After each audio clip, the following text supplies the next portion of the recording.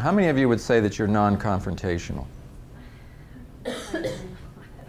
Now, just when we get into the DISC styles, you're going to see that some of the styles are by nature non-confrontational styles. But it's easier to just send an email to somebody than to look at them right in the eye or to call them on the phone and address the situation. The only problem is what's easier is not necessarily the most effective. And I've seen emails going back and forth and they're like little hand grenades. I've seen people who are sitting 10 feet from each other in cubicles sending emails back and forth. In the HR department, I'm sure you see all kinds of stuff like this and hear about it. I'm going to give you a lot of things today that are going to, concepts that are going to feel uncomfortable for you to do. They're a little bit confrontational. And you may be uncomfortable with that. But they have a good point in mind. It's about teamwork and communication. If you will just do it, even if you're uncomfortable, you know, you'll find that it's really helpful for you and the people that you work with if you can do it. How do you do it in a nice way? Oh, well, are you a nice person? No, I'm not. You're not. Well, see, yeah, see that. That's what I'm saying. She can be very nice. You can be. That's What? sweet, Tim. Kind of Well, see, one of the reasons that people who can be nice sometimes aren't nice is that they hold things inside for too long. In other words, that you know, this person keeps doing this thing and you resent them for it, and it builds up and it builds up, and when you finally tell them about it, it's so emotionally charged that it comes out not nice. not nice. So having short accounts in which when you got to have an alarm clock that goes off in your head. You know, the term I use is dissonance. When the dissonance starts happening in your head, do not live with dissonance. It's not your friend. Well, the problem though is, and this may be the case for many people here, my job is to just take it. My job is to just take what comes and deal with it. So You think that's your job. maybe. I thought, yeah. Yeah, well, it's a two-way street. I mean, you do need to negotiate on the things that come your way. Now, when I say negotiate, you know, look at it in broad terms. Right. Let's call it clarify. Let's call it clarify. What's that? Sensitive one. I'm like, you're going to make me cry. I don't want you to hate your job. I don't hate it. I'm just saying it's my job to kind of just take those things and deal with them, and I don't. I'm like, What do you do? I'm not supposed to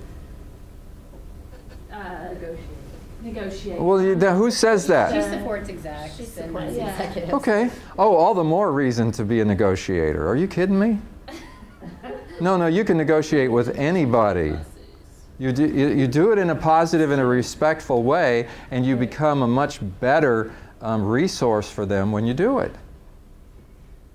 I used to, back early in my development, I was working for a VP of marketing. His name was Joe Ward, and we used to call him Emergency Ward. And that's because everything was an emergency, and he would come to me and he would say, you know, you have to do this and you have to do it now. Drop everything you're doing. The only thing was, when I dropped stuff, I was dropping his stuff, because that's all I was doing is his stuff. But he didn't want to hear that, because at the moment that he said drop it all and do this, he didn't want to hear, you don't want me to drop your stuff, do you? He didn't want to hear anything. He just wanted me to do it. But I realized after working with him for a while that it wasn't in his best interest for us not to have a conversation about what wasn't going to get done when I dropped it. But I just had to figure out how to do it. And that's going to be different with different people. And also, he would come to me, like on one occasion he came to me and he said, pack your bags, you're going to New York today. And I said, excuse me? And he said, yeah, we got our biggest company is getting ready to throw all their equipment out on the street. And I told him because of problems, and I told him I'm sending my best guy, that's you, and that you're going to be there so that you can be in a meeting at 8 o'clock tomorrow morning to figure out what we're going to do. Now, the first thing that I thought is this. Wait a minute. First of all, if I go to New York, I'm going to be dropping a lot of balls. I don't even know what's going on. Okay?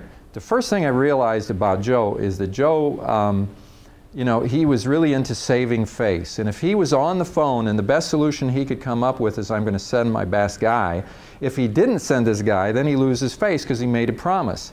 So I got to keep that in mind, because if I don't think that's the best thing, the way to solve the problem, I got to be careful how I tell Joe.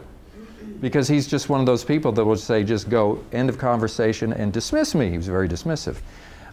So I look at the situation, I say, what am I going to do in New York to solve the problem? They don't want a guy from marketing coming in to talk to them. They want the system to work. I am not the guy that's going to fix the system. Why are we waiting till tomorrow morning to start fixing the system? Why? It doesn't make any sense. Nothing about his plan made a bit of sense to me. So I started thinking, what would be the right solution? And so I asked him, I said, what is it we were trying to accomplish with my trip? And he said, keep them from throwing the system out. What's wrong? He told me what the problem was. Okay, and I start thinking, and I'm thinking of engineers that I know that could solve this problem. And I'm saying, well, it seems to me that we need to dispatch 6 guys today, and they need to be on a plane, and they need to be fixing it. How about this, Joe? If I can call the customer right now, as soon as we finish this conversation, and get the right people on the phone, and brainstorm in terms of how we can solve the problem, gather some more information about the problem, and assure them that we're going to have the guys on the plane today. Doesn't it make sense that I can accomplish more here than there? Because as soon as I get off the phone from them, I can walk over into the engineering department, grab these guys, face to face, make sure they got the stuff, get them on the plane, and coordinate everything from here. And I said, the only issue is, will the customer feel like that's a good solution? How about this? If I call the customer and the customer thinks it's a good solution, better than the solution of me waiting till tomorrow to have a meeting at 8 o'clock, can we do it? He said, sure. And we did it. 20 minutes of negotiation can save you 20 hours of unnecessary work. What I'm saying to you is that not always, but sometimes, you're smarter than they are about the thing that they want to have done. About the thing that they want to have done.